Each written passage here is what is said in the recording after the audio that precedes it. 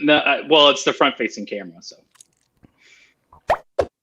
Hey, blasphemers. Welcome to Simple Blasphemy, where we have the best times with the worst topics. We're three friends that discuss everything and nothing, from wacky headlines to games and trivia. All subjects bizarre and risque are on the table. Our weekly guests range from friends, musicians, and artists to professionals in a variety of industries. We go live on Facebook and YouTube every Tuesday night at 9 p.m. Eastern. Want to support the show? Join our Patreon. You can find it and more at www.simpleblasphemy.com.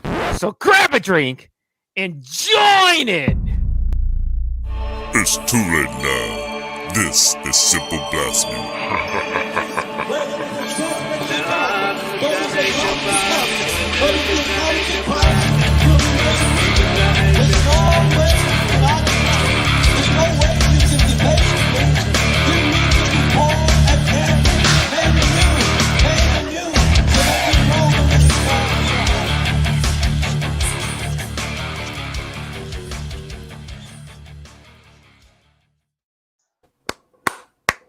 All right. Welcome to Simple Blasphemy Podcast, all you blasphemers out there. My name is Zach Ward, and I have here with me always Andy's. I'm raspberry flavored. How are you doing tonight? Sassafras. And also Mr. Green. I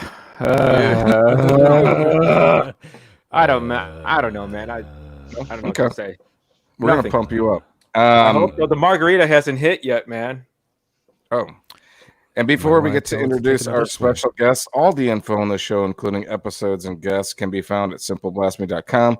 And if you're new here, please consider subscribing. And let's see here. Our special guest is a buddy of mine named Rickey. How you doing today, Rickey? I'm doing well. How are y'all? Ricky. We're good. Awesome. We're very good. Thank you for being here. This is just Andy. Just Andy. But that's what I meant. Andy. That's what I meant. Through. Through. We have a couple special things here today. Number one, turns out to be our Pride episode, and we are going to go down that road with Rickey and get one man's perspective and journey, so that way, hopefully, this reaches somebody that needs more information. You know what I mean? So, and before we do that, we're going to spit at you 4 questions. Rickey, here you go. Question number 1. If you could have a superpower, what would it be? Fly. Okay. But why? Didn't you already do that once? Or no? Did you ever try? I have never tried. Well, maybe as a boy. I think most boys tried to fly. You know, put a towel on as a cape. Yeah. Well, so what was your method for trying to fly? I just tried to jump. Put my hand up like Superman. I'm trying to jump and miss the ground. Yeah, exactly. Andy sat on his parents' carpet and thought it was just going to go like Aladdin, a whole new world. Question number 2. Close your eyes. Cheap shot. Yeah, you're right. Well, you got the Aladdin hair. There's no doubt about that. That's I don't know what you call that. I call this my COVID hair. Okay. I buffed all mine off. Mm-hmm. Same here. Rickey, question number 2. What age do you consider old? Well, I'm 40, so like 70. Hey, oh my God, is this like the first time everybody's been in their 40s on the show? No. There's been a few times. Yeah, Kyle Gass and right. Reese Gerbels was certainly. He's 49. Well, all right. Question number 3. Who is your celebrity hall pass? Well, I'm single, so I don't need a hall pass. You know what I mean? I do know what you mean, but Chris Evans. Okay. Solid. Good old Cap. I was waiting for him to say Aladdin. Good old Aladdin. Don't you dare close your eyes. Never. I watched this. I talked about this last week, and I know we don't reference shows that we've done previously. At least that's what we said last time. I watched a movie called Sunshine that had Chris Evans in it. And he's got one of the worst on-screen... I'm not going to spoil it. Just watch the movie. He's got one of the worst on-screen deaths I've ever seen in my life. Yeah. It's Yikes. fantastic. Last question, number 4. Worst job you've ever had and why? Oh shit. Mm-hmm. So it's kind of a double-edged sword because I liked the job itself. I didn't like the company. I was a flight attendant for Spirit Airlines. Okay. So the job was good, but I didn't like working for the company. I got tired of telling people they can only have 1 bag of peanuts per flight, huh? Well, it wasn't even that. Yeah, that doesn't. But I won't go into details. Here's a rapid kick in the shin and a glass of water. Well, they charge you for glasses of water unless it was a Jesus. medical emergency. Jesus Christ. Wow. Was that the Flint flight? Or Yeah, any Spirit flight. I don't all right? think you should name anything after dying when it comes to flying. You shouldn't call it a terminal. You This should is, call it. yeah, would you like to take a seat on Resurrection Air Flight? You know, On Eagle's Wings. Eagles Right. wings. Right. Eagles Wings Airlines. I'm gonna start an airline. I think There's I'm gonna our start fuck- an airline. Eagles I- Wings. Seriously, we need a shirt that's Eagles Wings Airlines for simpleblasphemy.com. This is our next. Oh, It sounds like a tramp stamp. it type. does. We just make a shirt that's blank on the front with a tramp stamp right over the ass. It's Eagles Eagles Wings. Wings Airlines. Oh, beautiful. Well, Zach won't need that. He already has one from what I've been told. You have a tramp stamp? Well, they just get it remarkered every morning. Is it the thing for your wife that says, "Do you still like me? Yes or no? Please check one." And if No, no, she it's- checks it. I'm full up to here. Wow. Okay, yeah, it was fantastic. Literally loaded. Yeah. So we're going to do a quick new bit called the shout out. So here we go. What's going on, everybody? This is Tanner from the Tanner Time with Tanner Words podcast. Hope you're doing all right today. More importantly, I am the Simple Blasphemy podcast marketing and outreach dude, so I just thought I'd throw that in there. I want to give a quick shout out to fossil fuels. As you can see, I'm fueling up. The earth might be dying, but at least I can get to and from my local Applebee's at ease. Enjoy the show. Thank you, Lovely. Tanner. Thank you. All right. So there we have it. I'm a fan of the Bourbon Street steak. Now we are going to jump into Rickey's world and find a little bit more about his journey. Rickey, let's start with like how you grew up, your childhood or whatever. What was your experience with that?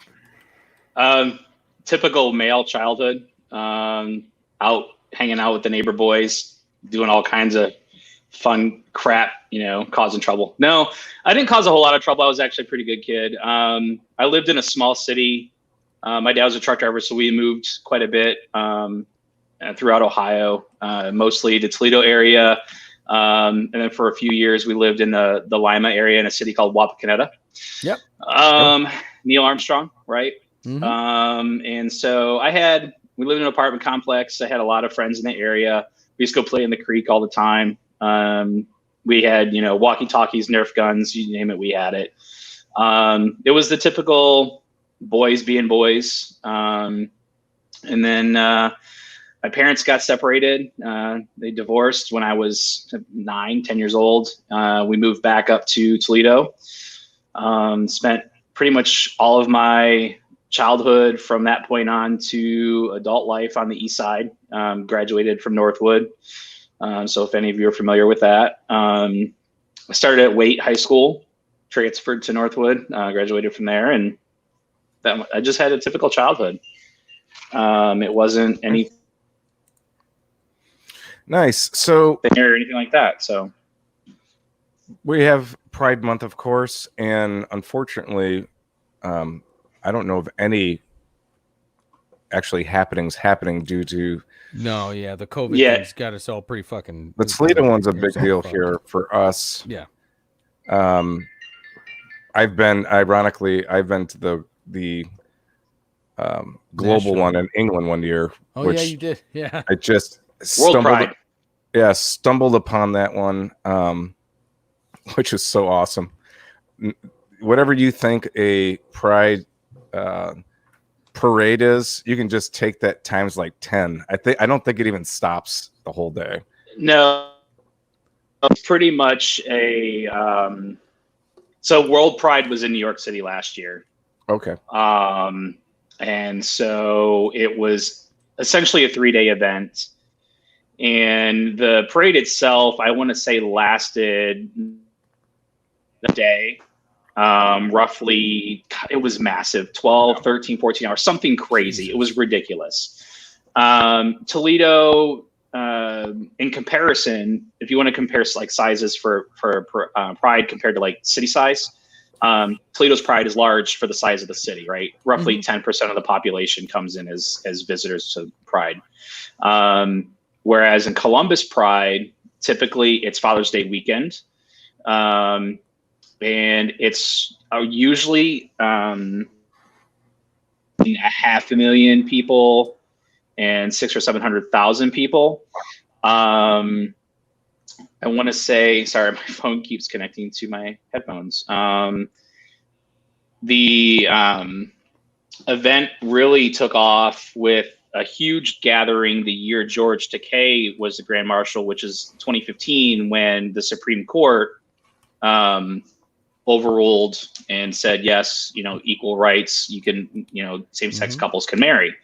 And so that year, when they had George Takei in as the Grand Marshal, it was just a massive, if I remember that was the correct year, it was a massive thing. It was like 600,000 people turned out that year. It was just ridiculous. The parade was like 2.5 hours. Last year's Pride Parade was close to 4, even with the rain that we had. So in the city of Columbus, a 4-hour parade, it's just massive. Yeah, right. So when was your first Pride event? How long ago would that be? So I came out in 1998. And I probably didn't go to my first Pride until I was in my early 20s. I was probably 21, 22, somewhere around there. It's a lot to take in your first time if you've never been to one, regardless of whether you're gay or straight. It's just a massive event. It's a massive gathering of people of all walks. It's a lot to prepare yourself for.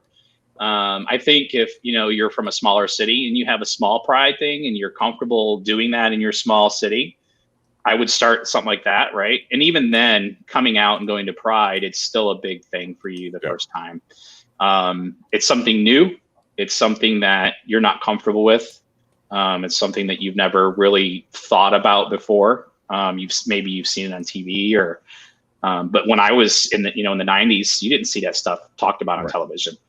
You barely heard about it on the radio, and it was mostly covered in the paper.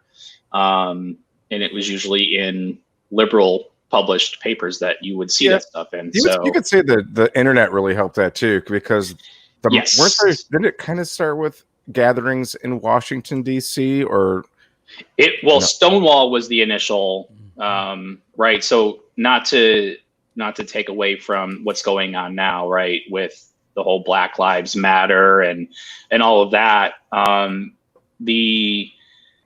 The Stonewall riots started because in New York, you had, and in general, you had laws that were typically against sodomy and against same-sex, non-natural relationships. Still today.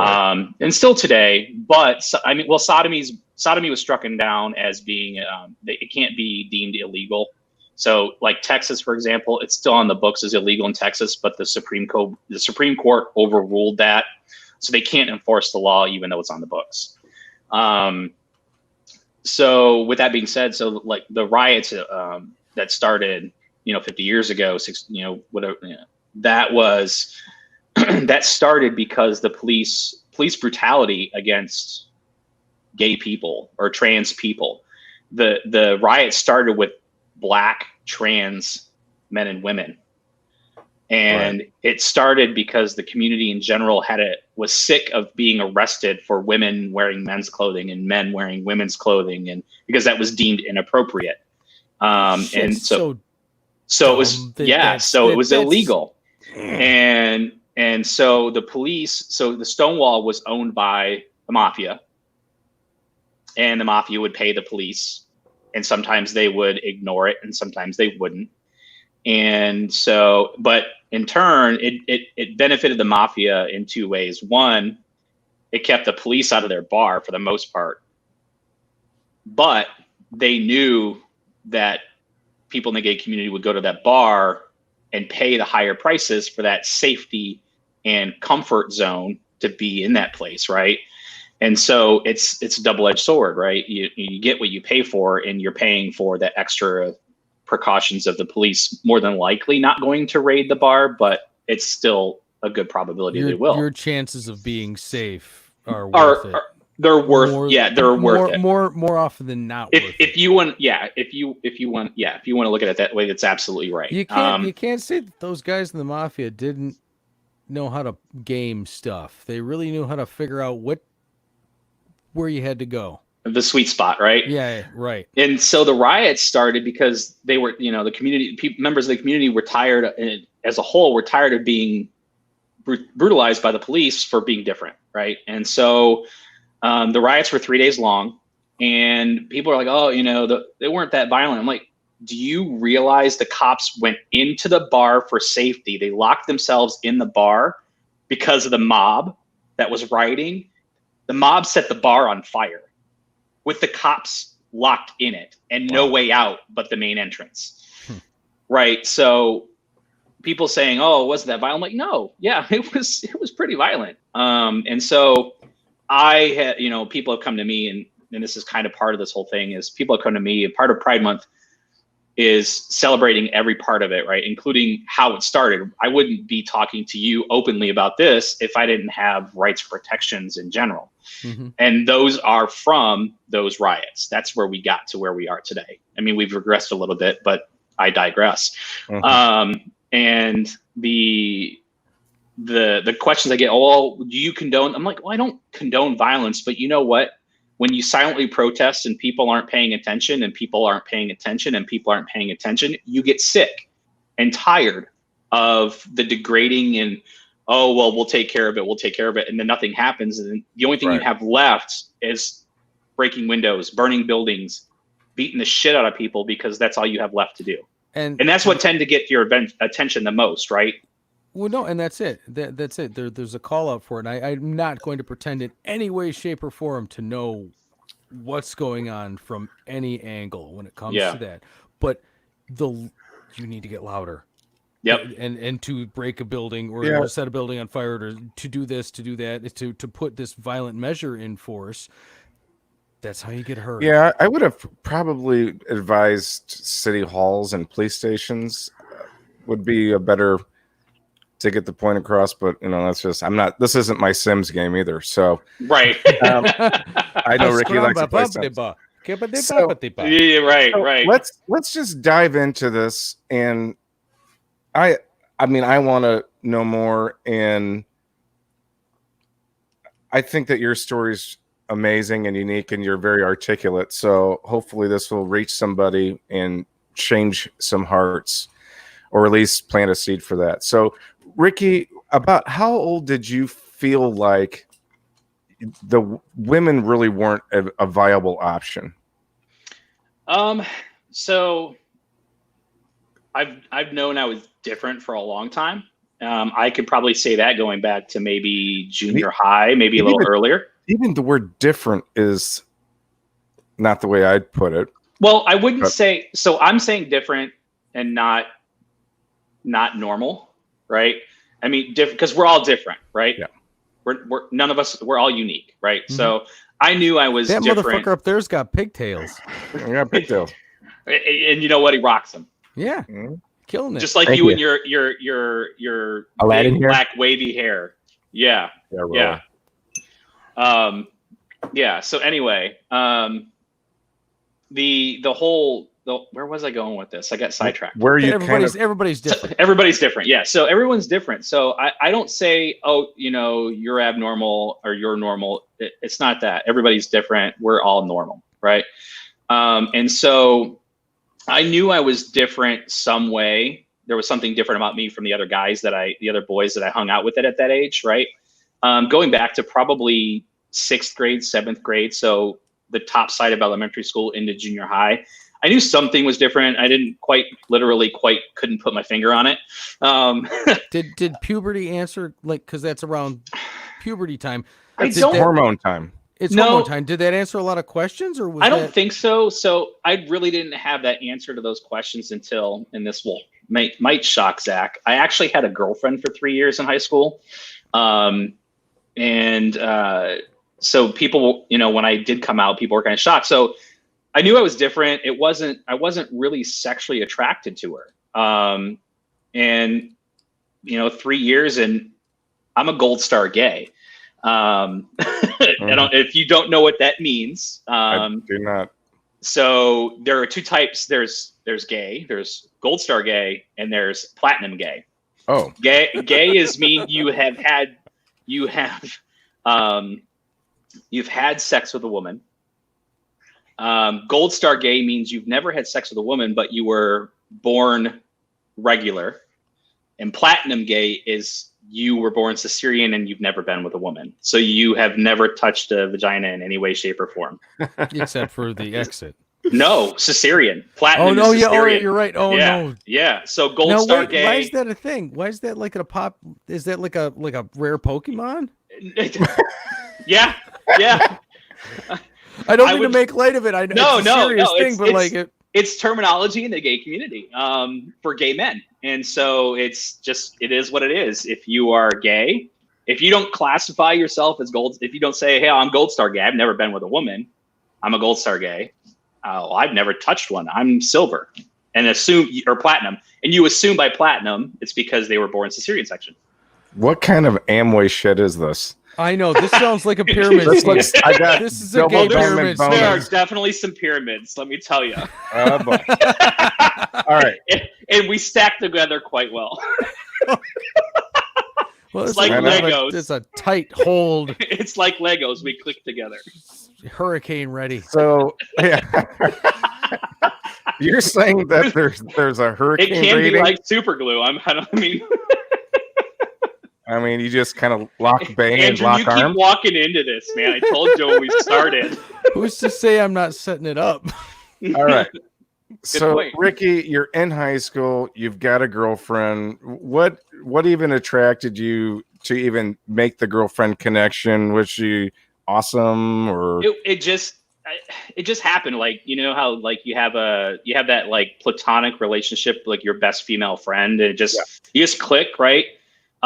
That's kind of how it started. So I did a volunteer thing at the YMCA in Oregon. When they used to do the haunted house every year. I don't know if you guys remember this, and like the big corn maze outside, and they did a haunted house at the Y. So I used to do that, volunteer there every year and do that. And that's where we met. She went to Clay, I was at Northwood, and that's how we met. And so we just kind of clicked. We started dating, and it just happened naturally. It wasn't like, oh, I need to try this to make sure that this is, I didn't think about any of that. Even through high school, I never really thought about that. And it wasn't even, to be quite honest, I think maybe after graduation, like towards the end of my senior year, I started wondering, maybe this is different, because I didn't really have any sexual feelings for her. And not to say that she didn't have the same for me. But we, like I said, we were together 3 years. We never had sex. Right. And so that's the only girlfriend I've ever had. And after that, it was like, okay.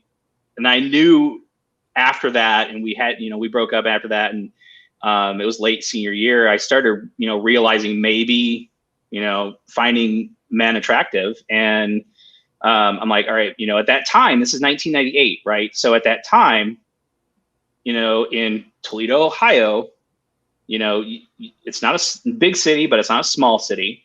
It's not, I mean, it's more liberal than it is conservative. Yeah. But I mean, I grew up in a conservative family. I went to church when I was a kid. You know, we were raised Catholic. My mom didn't make us after she got, you know, after my parents divorced. We weren't made to go to church. If we wanted to go, we could. It was optional for us. But we grew up in that Catholic family. You know, this is right, that's wrong. Sin is this, sin is that. So you have like-minded people that were raised Catholic, right? Yeah, so was there any influence from the religious side that made you feel a certain way? Yeah, I think there was, probably subconsciously, because, you know, after high school, like during high school, like I was still 17 in March of, so the latter half of my senior year of high school, I was still 17. So in March of 1998 is when I turned 18. So I was only 18 for 2.5 months before I graduated high school. Right. So going through high school, I you know, I'm like, all right, you know, something's not, it doesn't seem right. Let me try to change this. And, you know, I wanted to force myself to change the things I felt were wrong at the time. And so I signed up for the Marine Corps, and I was 17. And so you had to have parental permission. My mom, I talked to her that night, and she goes, if that's what you want to do, that's what we'll do. We'll sign, we'll do whatever. Went to talk to the recruiter, down to the station, take care of that. And my mom couldn't find the divorce decree. So she, you know, we had to deal with all that. My dad, it took us 2 weeks to convince him. And I told him, I said, if you don't sign now, I think this was like December, January of that, you know, 97, 98. Mm-hmm. So if you don't sign now, I'm just going to re-sign in March when I turn 18. Right. Mm-hmm. So you do it now, don't do it. And I think by the time my mom was ready to drive down to Wapakoneta to get the divorce paperwork from Always County courts. And I remember this like it was yesterday, because the fight I had to put up with my dad, who you would think the male of the family, you know, your father would say, oh yeah, go do it, go, hoorah, you know. Mm-hmm. He was the one like, oh no, I'm not signing that paperwork, da da da da.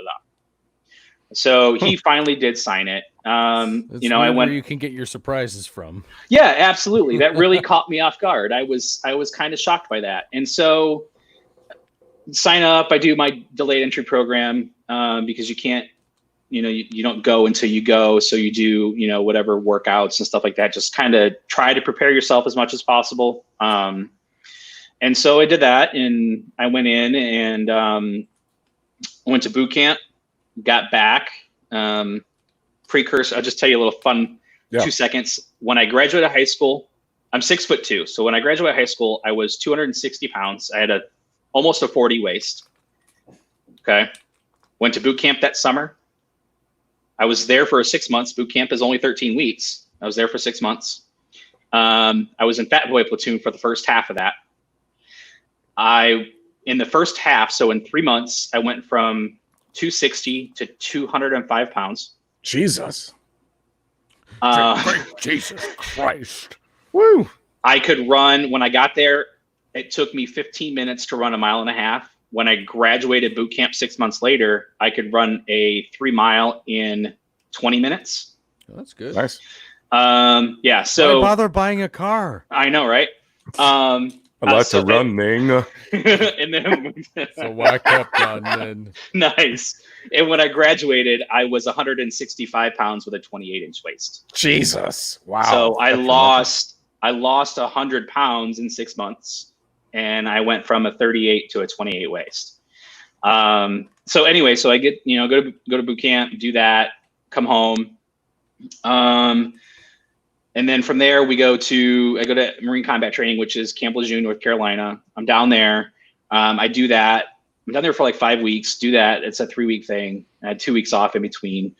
And then from there, I had orders to go to the Marine Corps combat school out in Combat School. It's communications and electronics in California, 29 Palms, in the middle of absolutely nowhere. That city wouldn't exist if the Marine Corps base wasn't there. Mm-hmm. That's how small the city itself is. And so it's essentially sustained by a massive military installation. And so I was out there for school, and it was going to be a month before, and again, this is 1999 at this point. I graduated June of 98, graduated boot camp December of 98. And by the time I was done with combat training and at my MOS school, it's, January of 99. So I'm in California, and they're telling me, oh, your MOS has a month waiting period before you can actually start your class, your schooling. Wow. And it's IT schooling. It's essentially where I got my start with IT. So it was micro data systems, microcomputer systems, whatever they called it at the time. All I remember is 4066 was my MOS. That's all I remember. They all had those same comprehensive data services. Exactly. Systems Incorporated. I can tell you it was teaching Windows NT4. Ooh, good. is where they started at that time when I was going through, but they had a month delay before I could actually get into a class, because that's how practically Linux. Yeah, at this point, yeah. And so I'm like, all right, I want to do recruiter's assistance. And that's where you go home for 30 days and you help your recruiter, and you can earn a promotion and dress blues based on doing that for your recruiter, you had community quotas. Service, kind of. Essentially is what it was. Yeah. So you had a quota, and if you could hit that quota in the 30 days, then you potentially get a promotion and dress blues. So did you basically just use your Jenny Craig story and just tell a whole bunch of fat people like, hey, listen, all you have to do is go to boot camp. You know what? Quit being a pussy. You know what? Go to boot camp. I'm right back to where I was weight wise, but I'm only at a 34, 36 waist. So I might have to go back. I don't think they let you do that past a certain age, do they? You can get a waiver.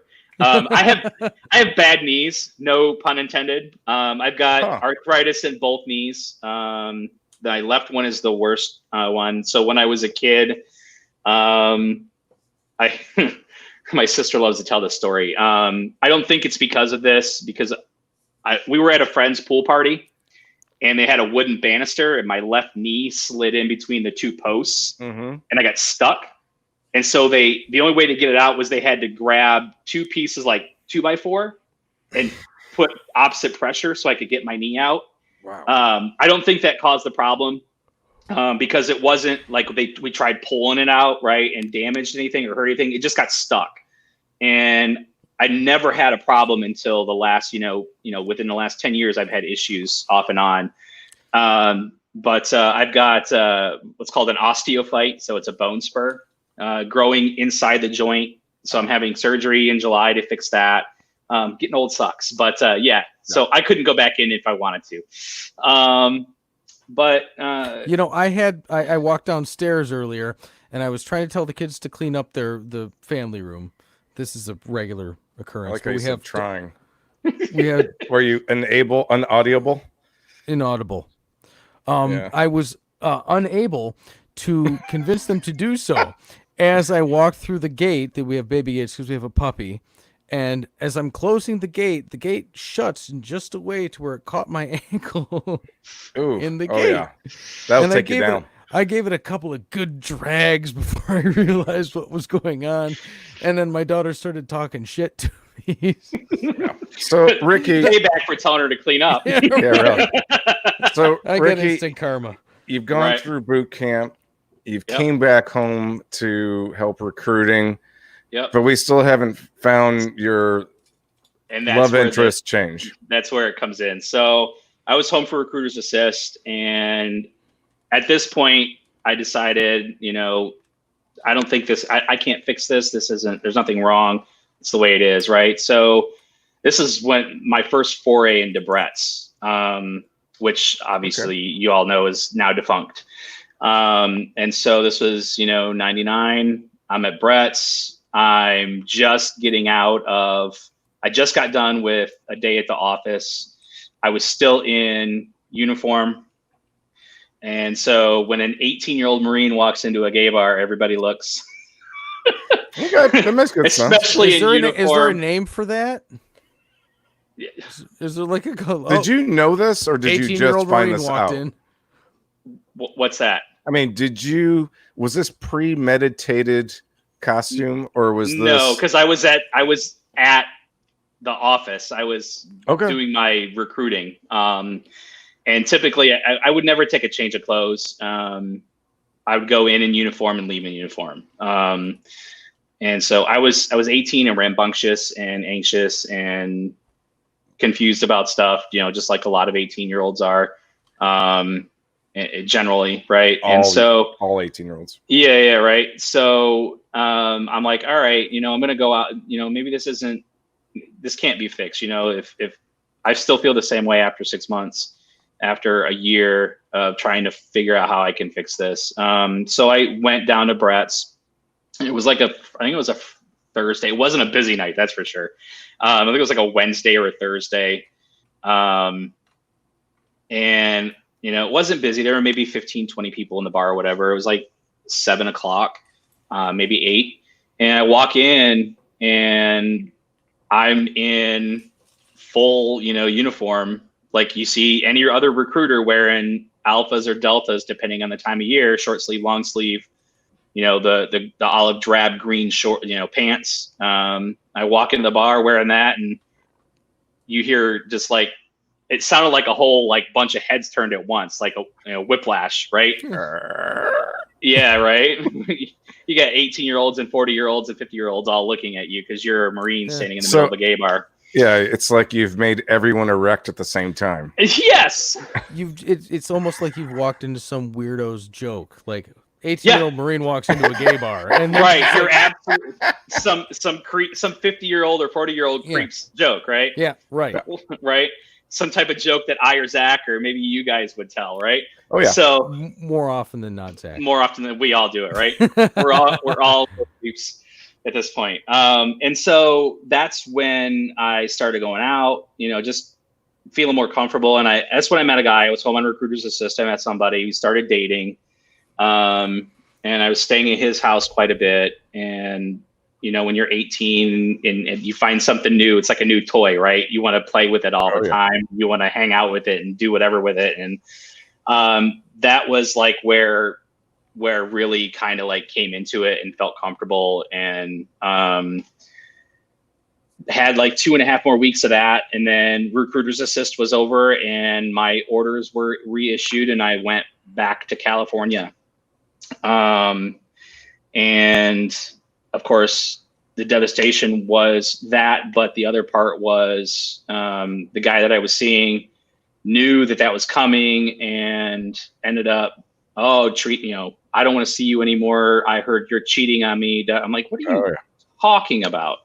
And so it was a long mess. It was hard to get over, but I went back to California. I was really depressed. And I came out to my mother on my 19th birthday on a payphone from a Marine Corps base in California. Oh, wow. It's like a movie. Good outcome, hopefully. It was with my mom. It was a very good outcome. I had another conversation with her later, but I came out to her at that point. And then I had another conversation with her talking about it. And I was what's called a day sleeper. And I don't know if they still call them that now. They probably do. And not many things change. It's like a weird thing like Blade with Wesley Snipes. Yeah. Daywalker. So I'm sorry, Daywalker. That's Daywalker. Yeah, no. So what it was when they had to double up on classes because trying to get people through MOS schools, sometimes they'll double up on classes where they'll do class during the morning, afternoon, they'll do another class in the afternoon to the evening. And so I was at home on the phone with my mom, crying my eyes out, and roommates walked in and heard the entire conversation. And well, that takes care of a couple of loose ends. That does. And so you run into a situation called don't ask, don't tell, right? And so they can't ask you, you don't have to tell them. But when you are put into a physical situation where people are threatening you, you tend to you find a way to get yourself out of that situation. Let me ask you this real quick. So you've avoided being called names or made fun of all the way through high school? Because No, people still call people names. I mean, even though I went to a very small school, they weren't calling you like faggot or anything bad like that. Well, I've been called that. Oh yeah, absolutely. Even before 18? Yeah. Oh yeah. High school is a cruel place. You've been there, right? Oh yeah. No. Yeah. Oh yeah. There are some kids that no matter where you go, how large your school is, how small your school is. Example for me, my school, we had 245 kids in our entire school.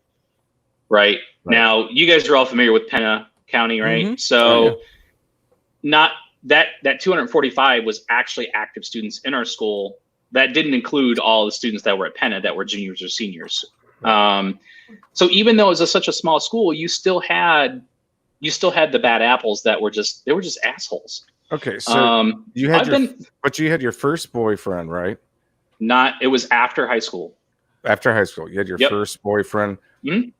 What ultimately that you let go and you're attracted to this man? Why? What was intriguing about your first?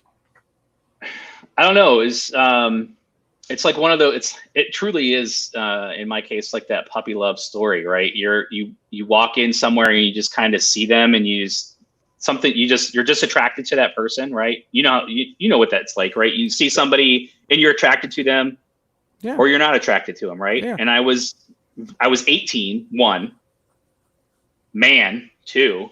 Right. We all know how men are, right? Hormones out the wazoo at 18 years old. Hormones out the ding dong. Right. Well, constantly. About 3 hours after that, but nonetheless. No, so it was just one of those things, like instant sexual attraction. Chemical attraction. Now, did you have to have like a virgin talk, or how do you approach that? Yeah. You basically there is that conversation. Yeah.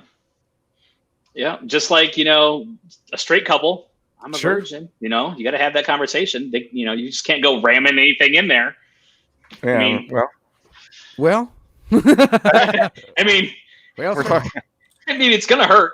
Right. Yeah. So no, but we had to have that conversation. That's just, you have that conversation with your girlfriend or your wife or whatever. And you have that, I'm a virgin or I'm not a virgin, or. I always feel bad for the people that waited until they got married. Oh yeah. I really do feel bad for anybody that waits to have sex until they get married, because that is such a gigantic part of a relationship. It's an emotional maturity. There's a maturity after. Yeah. It's just part of a mammal's thing. Like it's leveling up. It's like reaching level 10. Yeah. It's like getting that extra mushroom in Super Mario Brothers. You're lucky. No, this is the fire flower, depending on what you're doing. Nice. So yeah, that came with a really bad episode, right? All right, so Ricky, you're back in California. Your roommates caught wind that you have a preference to men, and apparently know that you're crying on the phone too. So what happens from there? So that day, the rest of that night was it was obviously awkward. I wouldn't say little. It was definitely awkward. There wasn't a whole lot of conversation about it for a couple of days. And then a couple of days go by, and one of the guys, I'm just like laying around really depressed, really quiet, not my normal talkative self and whatever. Mm-hmm. And Zach, if you know me, I can be pretty talkative. Gift of gab. Exactly. I could sell a fucking freezer to an Eskimo. And so one of the guys, oh dude, if you're gay, if you're a fucking fag, I'm going to beat your ass, blah, blah, blah. And it just escalated from there. And I requested a change in room. And they put me in a different room. And so that person and those people, the other people that in that room that heard that conversation, started spreading that conversation. And within a couple more days, so in a couple more days, it was and at this point, their names aren't worth it for me to remember. I don't remember them. And being the loyal Marine that I was and still am, I never actually. They knew who it was because they knew the rooms I was in the 2 different rooms I had been in. Mm-hmm. I was threatened with 2 options. One, you either tell yourself and you go home, at the pace of whatever they send you home by discharge, or B, we make sure you go home in a box.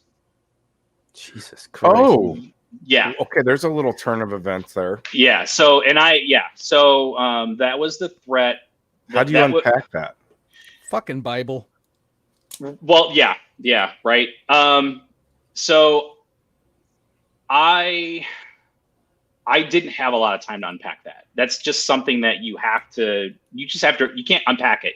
You have to rip the box open. You don't have a choice, right? You can't just unpack it and put it away and deal with it. And so needless to say, 2.5 months later, I was honorably separated from the Marine Corps. I went and told the next day, I went and told the master or the staff sergeant that was in charge of my unit. And I went in and asked him to have a meeting, and he goes, "Well, I've got 20 minutes right now if you want to talk right now." And so we did. And you could tell by the look in his reaction that he was completely caught off guard, totally unexpected. And then his follow-up reaction was, he goes, and literally, "Well, fuck," was his answer. Because at that point, he goes, "I don't want to do this, but I have no choice now. I have to go to command." And within, I want to say 48 hours, I was reassigned to discharge platoon. And they started all of my paperwork for discharging. Jesus. And I had to go through a very long process to do all of this. They stopped my MOS training, everything. So it's like it all came to a screeching halt until they decided what was going to happen. And the gist of the entire path of documentation was you had to hand write, and I still have this.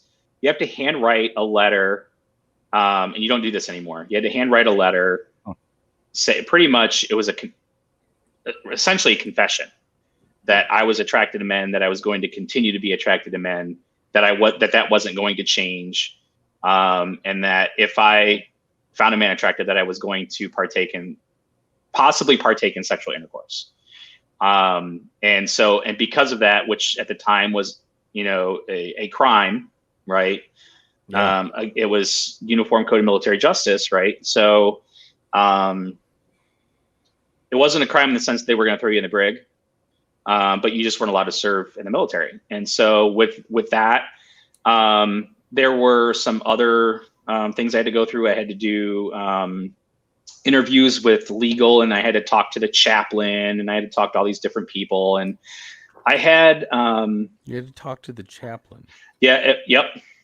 Yeah. Yep. They have secular chaplains now, though. Yeah, and so they do now. They did not before. And so when I was in, I actually had to talk to because my religion that had been written down on paperwork at the time when I enlisted was Catholic. Mm-hmm. So I had to talk to the chaplain, right? Okay. And so that was just part of the process for us. And so did the chaplain give you any indication that he was gay too? No, did not. And I still remember the adjutant that signed my paperwork. I don't even have to go look at it. I remember it. I remember her face.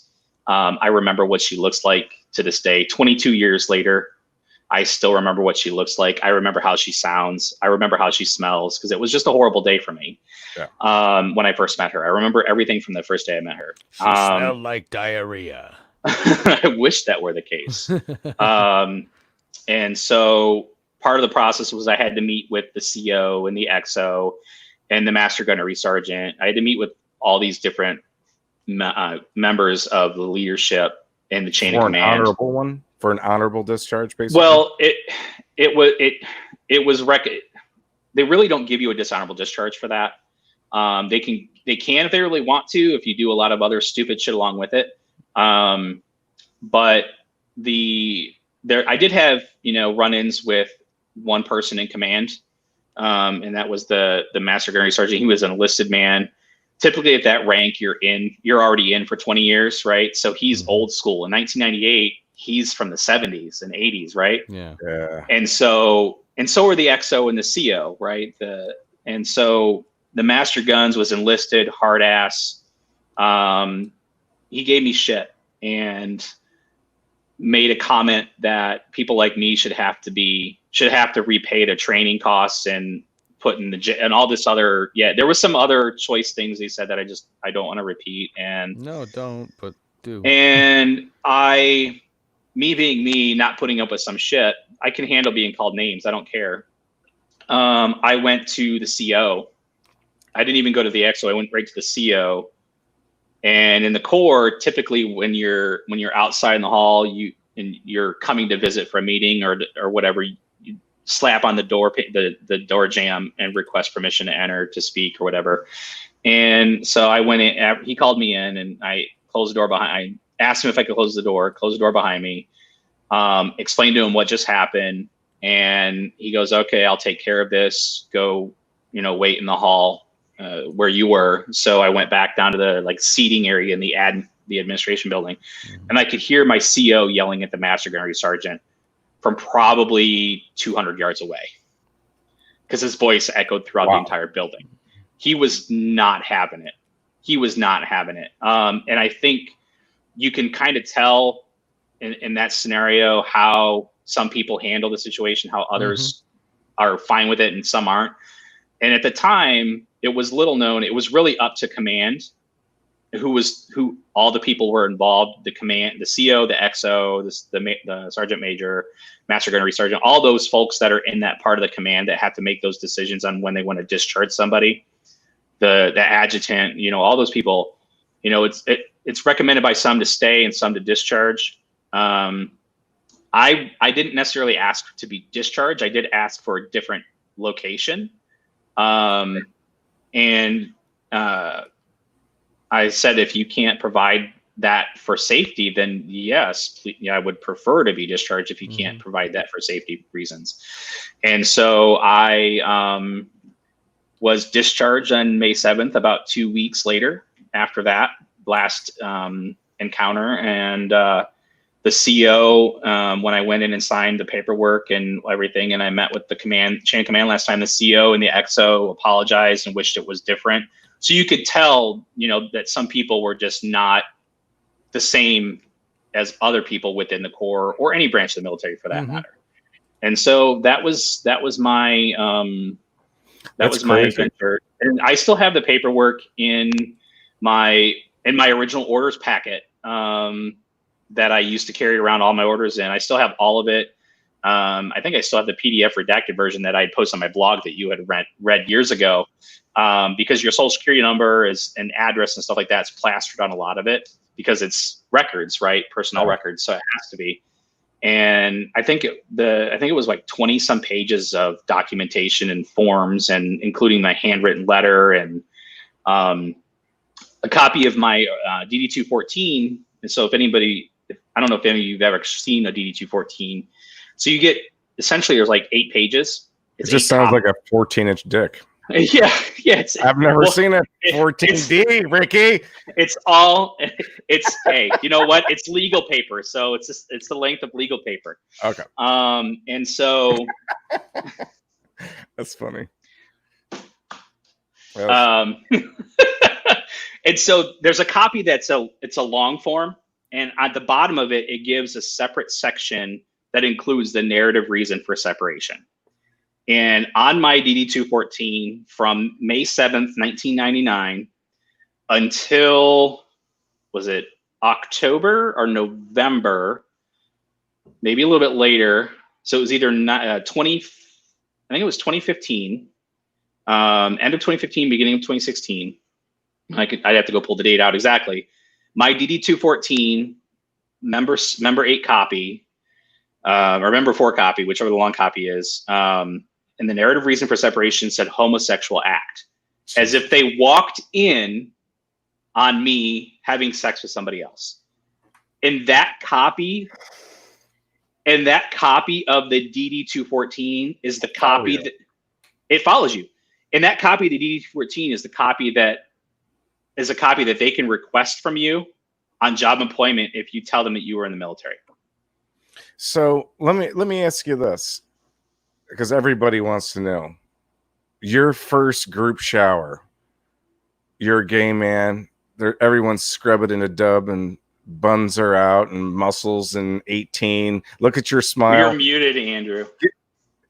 Give us, what is it, a gay man? Is this like... I don't need to know. This is your private stuff.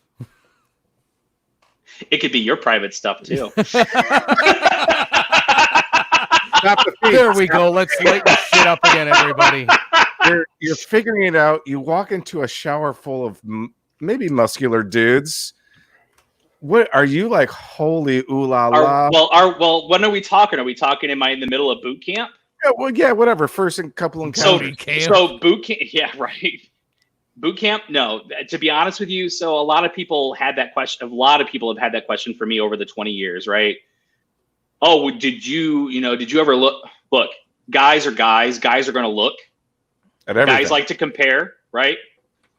But there was too much going on at boot camp to worry about, oh, he's hot or he's hot. I didn't see, there were good looking men and there were not good looking men. Of course. Right.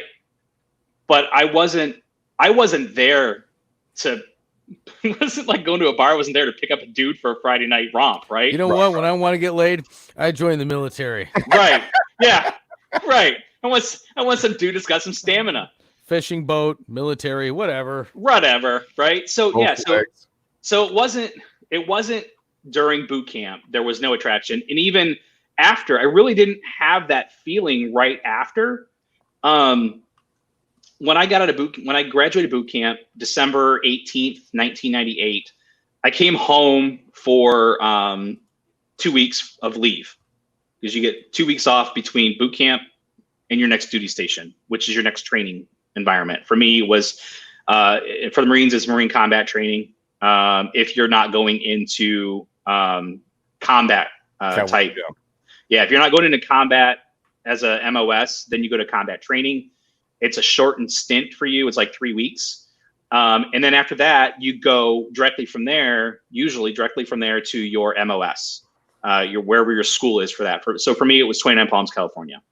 And so I didn't really really start finding myself attracted to men until after that whole training window. Even right after boot camp, the 2 weeks I was home, I didn't do anything that 2 weeks I was home except, spend time with family. I hadn't seen family in 6 months, right? It was Christmas time. We had the Christmas party. My family actually moved the Christmas party back a week so I could be there for it. And then it was Christmas, and then New Year's Eve, I was on a plane to California, or to North Carolina. I'm sorry, for combat training. There is a big difference between California and North Carolina. Yes, there is. And then immediately, 5 weeks later, I was in North Carolina for 5 weeks, 2 weeks of waiting pretty much for combat training to start, because they were running behind, because they were, just the number of recruits coming in. And so I was about 2 weeks out. And so I was there for 5 weeks. And then from there, I went to California, and I was in California for maybe 2.5 weeks 3 weeks before I requested recruiter's assistance, and then came home and started dating that guy. And one thing led to another, and I was pregnant. No, I'm kidding. I got discharged. So let's a beautiful bouncing baby boy. Right. We are going to move to the after party here. One last question that everybody, including Andy, definitely needs to know. Oh, here we go.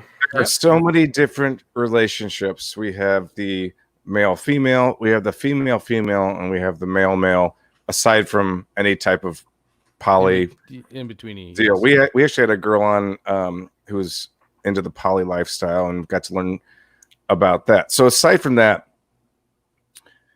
typical male women thing is the complaint, she's too tired, or I've had a long day, and the guy is always pretty much ready to throw down and orgasm multiple times a day, whether you like it or not. Right. Sometimes it's just